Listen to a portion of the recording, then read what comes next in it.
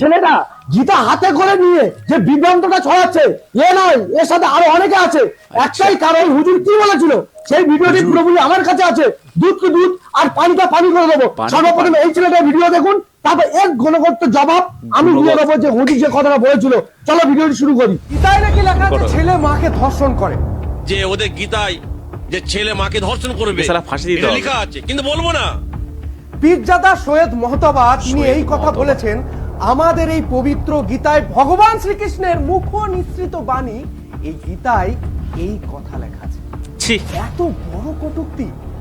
এই যে ছেলেটা গীতা হাতে করে নিয়ে যে 2 মিনিটের কাট ভিডিও নিয়ে মিথ্যে প্রচারটা ছড়াচ্ছে, সর্বপ্রথমে হুজুরটা কি বলেছিল, সিদ্দিকী সাহেব কি বলেছিল, পুরো ভিডিওটি দেখুন, তারপরে আলোচনা। যে ওদের গীতায় যে ছেলে মাকে ধর্ষণ করবে এটা লেখা আছে, কিন্তু বলবো না, কেন ইসলাম আমাদের শিক্ষা দেয়নি। আর এটা আমরা জানি, কোন ধর্মগ্রন্থে খারাপ জিনিস লেখা থাকে না। প্রত্যেকের কাছে, জাজির কাছে, প্রত্যেকের কাছে ধর্মগ্রন্থ শ্রেষ্ঠ। কোন ধর্মগ্রন্থে খারাপ জিনিস লেখা থাকে? তোমাদের কাছে যেমন গীতা একটা সম্মানীয় কিতাব, আমাদের কাছে কোরআন শরীফ একটা সম্মানীয় কিতাব। হুজুর কি বললো যে গীতায় লেখা আছে, আমি বলবো না, কারণ আমার ইসলাম এই শিক্ষাটা দেয়নি। সেখানে কতটা ঘুরিয়ে 2 মিনিট কাট ভিডিও নিয়ে তোরা কত কি করছিস, আর এটা কিসের জন্য হচ্ছে আর কি কারণে হচ্ছে সেটা আমরা বুঝি রে ভাই। তোমরা যে অসীম সরকারের বাঁচানোর পরিকল্পনা করছো সেটা আমাদের বুঝতে বাকি নেই। কারণ দেখো, অসীম সরকারের বারবার প্রত্যেক হুজুর চ্যালেঞ্জ করছে যে ডিবেটে আসো। আবে ডিবেট করা কি আছে, আমি তো প্রশ্ন উত্তর দিয়ে দিয়েছি। দেখতে পাচ্ছে না, না অন্ধ ভক্ত তোরা দেখতে পাচ্ছিস না, তোরা অন্তত অসীম সরকারের কাছে খবরটা পৌঁছা যে তুমি যদি সত্যি কথা বলে থাকো তাহলে এদের সাথে ডিবেটে বসো, এদের সাথে আলোচনায় এসো, ডাইরেক্ট এসে জিনিসটা ক্লিয়ার করতে বলো। অসীম সরকার এটা পুরোপুরি হিন্দু মুসলিম দণ্ড বাঁধানোর জন্য বাংলাদেশ ভারতের নাগরিক। ওকে জবাব দিন দেখি, ওকে প্রশ্ন করুন তো দেখি, এই দেশের নাগরিক কিনা। তোমাদের চোখ নেই। আমি বলেছি অন্ধভক্ত হিন্দু নয়, অন্ধভক্ত হলো কারা জানো? যারা সত্যতা যাচাই করে না, যারা সত্যতা যাচাই করে কথা বলে না, তারাই হলো অন্ধভক্ত। এরা হলো অরিজিনাল অন্ধভক্ত। আর আমার সমস্ত মুসলিম ভাইদের বলতে চাই, এই বিভ্রান্তে কেউ পা দেবে না। তোমাদের কাজ তোমরা চালিয়ে যাও, প্রত্যেক জেলায়, প্রত্যেক থানায়, প্রত্যেক এরিয়ায় এই অসীম সরকারের বিরুদ্ধে আইনের ব্যবস্থা নাও। আইন কেউ নিজে হাতে নেবেন না। যতক্ষণ না সরকারের বিরুদ্ধে না এই 1 নম্বর আয়াত থেকে 9 নম্বর আয়াত জিহাদির বাচ্চা জিহাদি, তোদের সালা তো খাওয়া জুটবে না রে জিহাদির বাচ্চা কদিন পরে। এসব মালকে মাংলু মালকে না, এই যে লুঙ্গি মাইনির মাল, এই যে এসব মালকে লুঙ্গি পরিয়ে বাংলাদেশে পাঠিয়ে যেতে হবে, বুঝলো তো ভাই। এরা কথা আমার বলতে খারাপ লাগে, কারণ ভাই পশ্চিমবঙ্গে আছে, পশ্চিমবঙ্গে খাচ্ছে, আর পশ্চিমবঙ্গে হিন্দুদের নামে বাজে কথা বলছে। এই সালা জিহাদির বাচ্চা, পশ্চিমবঙ্গটা কাদের? তোদের নাকি? হ্যাঁ, পশ্চিমবঙ্গে কি তোদের? সালা পশ্চিমবঙ্গ ভারতবর্ষ কি তোদের নাকি? হ্যাঁ, মানে কি সালা এদের আমি বলবো, এরা কি মানে সালা আমরা বাংলাদেশ দিয়ে দিয়েছি জিহাদি ভাইদের, পাকিস্তান দিয়ে দিয়েছি টেরোরিস্ট ভাইদের, এখন সালা পশ্চিমবঙ্গ মানে ভারতবর্ষ এটাকেও দিতে হবে এই মৌলবী ভাইদের, মানে এই সমস্ত জিহাদি ভাইদের। মানে ভাই কি বলবো তোমাদের আমি, আর কি মানে জাস্ট আমার ভাই বলার ভাষা নেই। এদেরকে আর কত খারাপ কথা বলবো, মানে এদের লজ্জা নেই। এই মালটা কি বলছে, আজে বাজে খিস্তি দিচ্ছে অসীম সরকারের নামে। আরে সালা তুই অসীম সরকারের কথা বলছিস, সালা এর আগে আমি একটা ভিডিও করেছি, ভিডিওটা দেখায় যা। আরে সালা গুগল বলে দিচ্ছে, গুগল তোকে কি আরেকবার আমি শোনাবো? গুগল সালা নিজেই বলে দিল যে তোদের সালা কোরআনের 9 নম্বর সূরাতে কি লেখা আছে। তোদের সালা কি বলবো, চল আমি আবার তোকে শোনাচ্ছি, ঠিক আছে? তোর সামনে আমার ফোন থেকে আমি তোদেরকে আবার শোনাবো, এই জিহাদির বাচ্চাকে আমি শোনাবো যে জিহাদির বাচ্চা জিহাদি, দেখ কি বলছে গুগল, ঠিক আছে? আমার এই স্মার্টফোন আমি আরেকবার আমি গুগলের কাছে কোশ্চেন করব যে ওদের কোরআনে 9 নম্বর সূরা এবং 5 নম্বর আয়াতে কি লেখা আছে। এই জিহাদির বাচ্চার জন্য আমি আরো একবার কিন্তু এটা করবো। চলো, কোরআন নিয়ে আমার কিছু প্রশ্ন আছে, আমি কি উত্তর পাবো? অবশ্যই, আমি আপনার প্রশ্নের উত্তর দেওয়ার চেষ্টা করব। আপনার প্রশ্নগুলো কি? কোরআনে 9 নম্বর সূরা 5 নম্বর আয়াতে কি লেখা আছে? কোরআনের 9 নম্বর সূরা আত-তাওবার 5 নম্বর আয়াতে বলা হয়েছে, অতঃপর নিষিদ্ধ মাসসমূহ অতিবাহিত হলে মুশরিকদের হত্যা করো, যেখানেই তাদের পাও, তাদের বন্দী করো এবং অবরোধ করো, আর প্রত্যেক খাঁটিতে তাদের সন্ধানে ওত পেতে বসে থাকো। কিন্তু যদি তারা তওবা করে, নামাজ কায়েম করে, যাকাত আদায় করে, তাহলে তাদের পথ ছেড়ে দাও। নিশ্চয়ই আল্লাহ বড়ই ক্ষমাশীল, বড়ই দয়ালু। এই আয়াতটির বিভিন্ন প্রেক্ষাপট ও ব্যাখ্যা রয়েছে, আপনি কি সে বিষয়ে কিছু জানতে চান? না, এটাতেই আমি জানতে চাই। ঠিক আছে, থ্যাংক ইউ। দেখো জিহাদি বাচ্চা কি বললো, জিহাদি ভাই, হ্যাঁ মোল্লা ভাই আমার কি হলো, জিহাদি মোল্লা ভাই শুনেছো? সারা কত শোনাবো তোমাদের আর ভাই, শুধু আমি একা না, মুফতি ইমরান বাসিরও ভিডিও করেছে, পিগলুও ভিডিও করেছে, অনেকেই ভিডিও করেছে ভাই, সবাই বলছে তোমরা সালা বোঝো না, তোমাদের কি এইটুকুনি মাথায় নেই? এই জিহাদির বাচ্চা কি বললো, আজে বাজে খিস্তি মারছে, ডিবেটে বসবে। এই সালা ডিবেটে বসবে কি রেবে? তুই ডিবেট কি জানিস?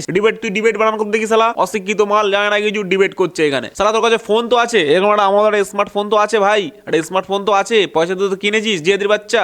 একটা স্মার্টফোনকে কোশ্চেন কর, যা স্মার্টফোনকে গিয়ে কোশ্চেন কর, গুগলে গিয়ে কোশ্চেন কর যে হে গুগল বাবা একটু আমাকে বলে দাও যে আমাদের কোরআন শরীফে 9 নম্বর সূরা 5 নম্বর আয়াতে কি লেখা আছে।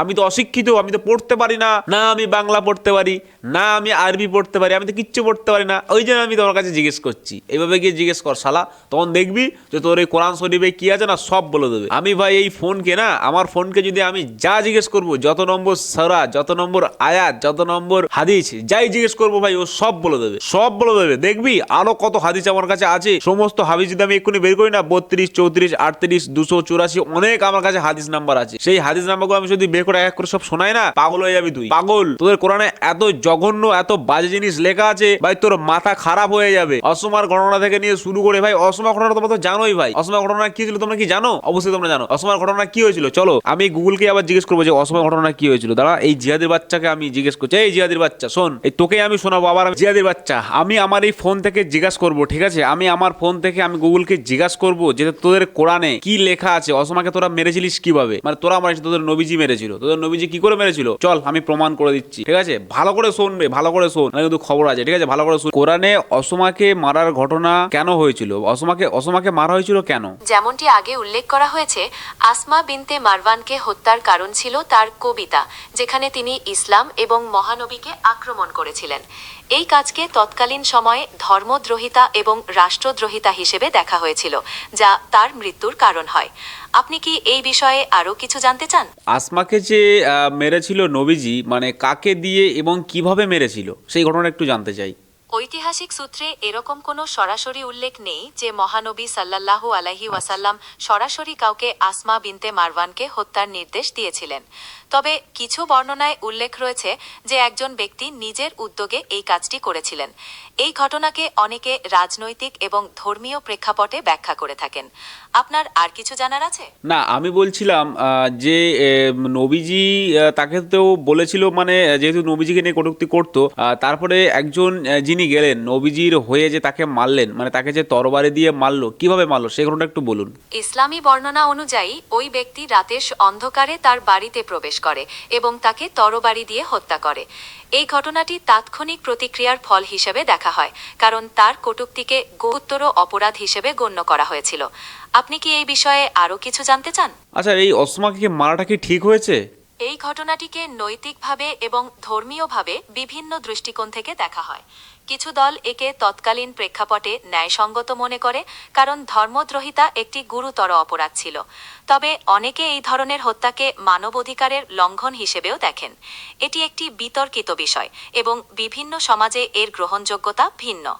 আপনি কি এই বিষয়ে আরো কিছু জানতে চান? আচ্ছা, এখন যদি কেউ ইসলাম ধর্মকে কটূক্তি করে, তাহলে কি তাকে কি শাস্তি দেবে?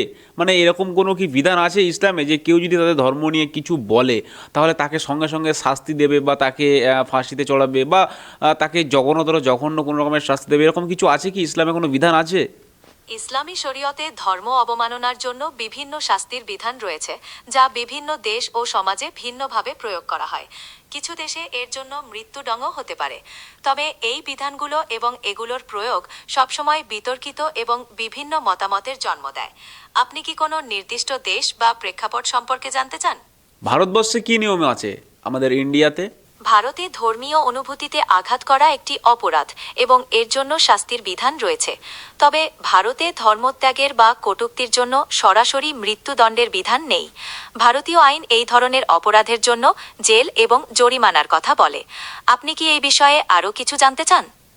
না থ্যাংক ইউ। কোথায় আমার সেই জিহাদি মোল্লা ভাই, কোথায় জিহাদি ভাই? হয়েছে তো, শুনেছো তো? গুগল বলে দিল, গুগল বাবা বলে দিল যে দেখেছো। আরো কিন্তু আমি দুটো তিনটে প্রশ্ন করেছি, ঠিক আছে? অসমায় যে ঘটনাটা আছে, অসমাকে বুকের মধ্যে তরবারি দিয়ে মেরে দেওয়া হয়েছিল, ঠিক আছে?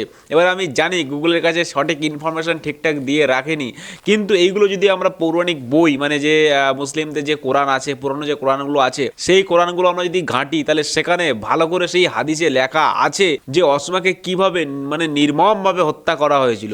এবং এটা কিন্তু নবীজি করেছিল, মানে নবীজি নিজে করেনি, কিন্তু নবীজি অন্য কাউকে দিয়ে, মানে নবীজি একজন মানে এক জায়গায় জলসা ফলসা যেমন হয় না, সেখানে গিয়ে বলছে যে ভাই আমাকে নিয়ে একজন কটূক্তি করে, ঠিক আছে? মানে আমাকে নিয়ে কবিতা টবিতা লেখে, তো তাকে ভাই শেষ করতে হবে। মানে এটা আমার খুব খারাপ লাগে, ঠিক আছে? এবার তখন এবার জানে অনেক চালাচামুন্ডা আছে, তখন তারাই বলছে যে নবীজি আমি তাকে শেষ করে দেবো, ঠিক আছে? এরকম হাত তুলে দিয়েছে। নবীজি বললো ঠিক আছে যাও বাবা, তুমি তাহলে শেষ করে দাও, এরকম একটা ব্যাপার, ঠিক আছে? কিন্তু নবীজি এখানে যেটা আমি বললো, গুগল বললো যে নবীজি নির্দিষ্ট কাউকে এই দায়িত্বটা দেয়নি। হ্যাঁ, এটাও কিন্তু কোরআনে লেখা আছে যে নির্দিষ্ট কাউকে এই দায়িত্বটা দেয়নি, কিন্তু নবীজি এটা বলেছিল যে তাকে কিন্তু ভাই শেষ করতে হবে।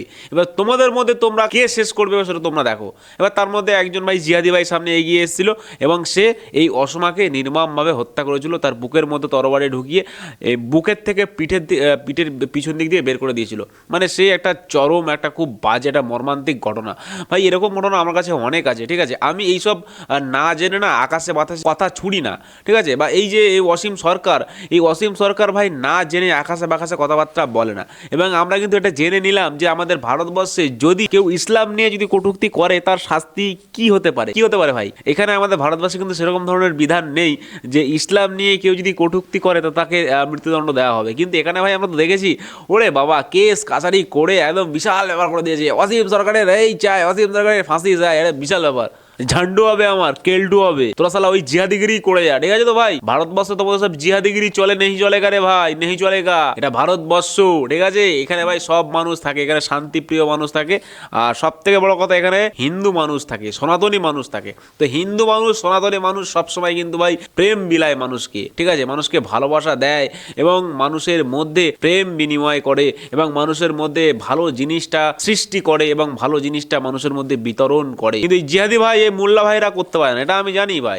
এই আমি যদি ফোনকে আবার কোশ্চেন করি, মানে আমি যদি আবার গুগলকে কোশ্চেন করি না, তা গুগল কিন্তু এক্ষুনি আবার বলে দেবে।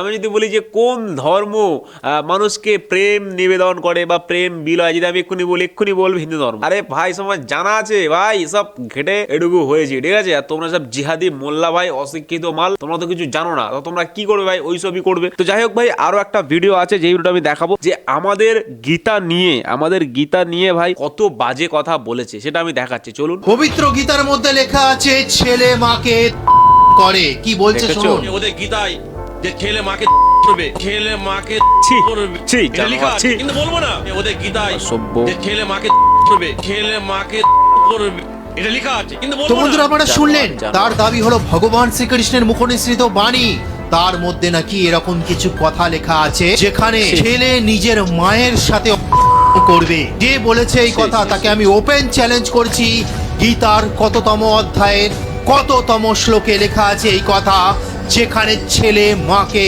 যে গীতা পড়ে সারা বিশ্বের শত শত দেশের মানুষ সনাতন ধর্ম গ্রহণ করছে শুধুমাত্র ভক্তি, প্রেম, ভালোবাসায়, ভগবান শ্রীকৃষ্ণের মুখনিসৃত বাণীর দ্বারা অনুপ্রাণিত হয়ে, সেই গীতায় কোথায় লেখা থাকতে পারে এরকম নোংরা কথা, সেটা আপনাকে দেখাতে হবে। আরে আমাদের নিজের আত্মীয় স্বজনের সাথে তো আমরা এরকম কথা ভাবতেই পারি না, ছেলে মা তো অনেক দূরের কথা। আমাদের তো ধর্ম আত্মীয় স্বজনের সাথে প্রেম করা শেখায় না, আর ছেলে মা তো অনেক দূরের কথা। এই গীতাকে নিয়েই সবসময় স্বামী বিবেকানন্দ চলেছিলেন, এই গীতাকে নিয়েই জগৎগুরু শিল প্রভুপাদ সারা বিশ্বে গীতার বাণী প্রচার করেছিলেন। এই গীতার কথাই তো বাংলার শত শত মনীষীরা তারা আমাদেরকে বলে গেছেন। তো বন্ধুরা আপনারা জানেন যে বর্তমান সময়ে একটি জিনিস চলছে, যে অন্য মতের কোনো কিতাবকে নিয়ে উল্টোপাল্টা কথা বলেছিল, সেই পরিপ্রেক্ষিতে এই কথা বলা হয়েছে।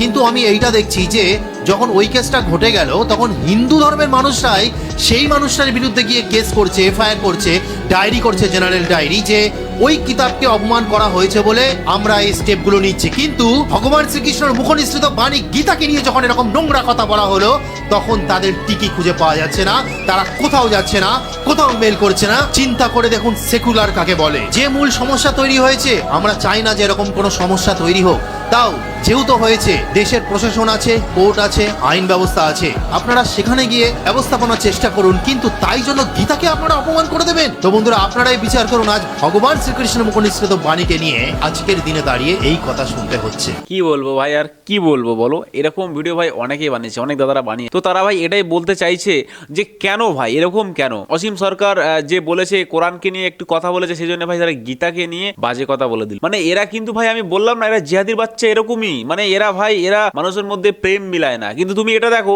যে গীতাকে নিয়ে যে বাজে কথা বলেছে, এরকম কোনো কিন্তু আমাদের হিন্দুদের মধ্যে জিহাদি হিন্দু নেই যে ওকে বলেছে ওকে শেষ করবো, এই করবো, সেই করবো, ওকে মেরে দেবো, এরকম কিছু কেউ বলেনি এখনো। বা অন্য হয়তো দেখো এখনো কোনো একটা এফআইআরও হয় যে অসীম সরকারের নামে ভাই দেখো হাজারো একটা এফআইআর হয়ে গেছে। মানে পশ্চিমবাংলার এমন কোনো থানা নেই হয়তো যে সেখান থেকে অসীম সরকারের নামে একটাই এফআইআর হয়নি। কিন্তু তুমি দেখো এই মালটা, এই যে পীরজাদা কি সিদ্দিকি নাকি একটা আছে, এর নামে দেখো কোনো রকমের কোনো কেসই হয়নি, কোনো রকম কোনো এফআইআর হয়নি। ভাই এটাই হচ্ছে হিন্দু, এটাই হলো সনাতন, ঠিক আছে? এটা বারবার আমাদের প্রমাণ করতে হয় না ভাই। আমরা এমনি মানি, আমরা এমনি জানি, আমরা জানি আমাদের শ্রীকৃষ্ণ আমাদের জন্য যা লিখে গেছে, যা বলে গেছে ভাই, সেইগুলো যদি আমরা রাতে যদি একটু শুনি না, তাতেই আমাদের কাজ হয়ে যায়। তোদের মতো জিহাদি মালদার মতো ওইখানে আমাদের জিহাদি করতে হয় না, ঠিক আছে? তো ভাই আমরা ভাই গীতা যখন সময় পাই গীতা পড়ি, আর যখন সময় পাই, যখন কোথাও আমরা বাসে ট্রেনে যাই বা যখন আমরা বাড়িতে রাতের বেলা শুয়ে থাকি, তখন আমরা ভাই কানে শুনে নি গীতাটা, ঠিক আছে? গীতাটা আমরা অডিও ভার্সন করে এটাকে কানে শুনলে ভাই যা মানে শান্তি মেলে, আমার তো ভাই মনে হয় না যে আর অন্য কিছুতে তোমাদের শান্তি মিলবে, ঠিক আছে? এটা তোমরাও শুনো ভাই, আমি এই মোল্লা ভাইদেরকেও বলবো তোমরাও ভাই গীতা শুনো, দেখো তোমাদের মনটা ভাই ভালো থাকবে, সিরিয়াসলি মন ভালো থাকবে, কর্ম ভালো হবে এবং কাজের প্রতি দেখবে তোমাদের স্নিগ্ধতা বাড়বে। তো যাই হোক ভাই, আজকে ভিডিওটা অনেকটাই বড় হয়ে গেল, আর ভিডিওটা আজকে এখানেই শেষ করব, কারণ এইসব মোল্লা এইসব জিহাদি ভাইদেরকে প্রমাণ করতে গিয়ে ভাই ভিডিওটা বড় হয়ে গেল। তো কিছু করার নেই ভাই, কারণ প্রমাণ স্বরূপ কথা বলতে গেলে ভাই ভিডিও বড় হবে। তো যাই হোক ভাই, আজকের ভিডিও এই পর্যন্ত। যদি ভিডিওটি ভালো লাগে অবশ্যই ভাই লাইক করবেন, আর চ্যানেলটাকে সাবস্ক্রাইব করবেন। একটু সাবস্ক্রাইবটা করে দাও ভাই, সাবস্ক্রাইব না করে দিলে ভাই কষ্ট লাগে। আর অবশ্যই ভিডিওটাকে লাইক করে দেবেন। তো ভালো থাকবেন সবাই। আর এই ভিডিওতে আমি টার্গেট রাখছি মাত্র 100 লাইক এবং 60খানা কমেন্ট, ঠিক আছে? তো যারা যারা আমার ভিডিও দেখবেন, আমি তাদেরকে বলবো যে আপনারা অবশ্যই নিজের মূল্যবান যে বক্তব্য, নিজের যে মতামত, মূল্যবান মতামত অবশ্যই কিন্তু এই কমেন্ট কিন্তু লিখে যাবেন। তো চলুন, ভালো থাকবেন, সুস্থ থাকবেন এবং ভারতবর্ষে থাকলে অবশ্যই ভারতবর্ষকে ভালোবাসবেন, মানে নিজের দেশকে ভালোবাসবেন। আর অবশ্যই মন থেকে বলবেন ভারত মাতা কি জয়।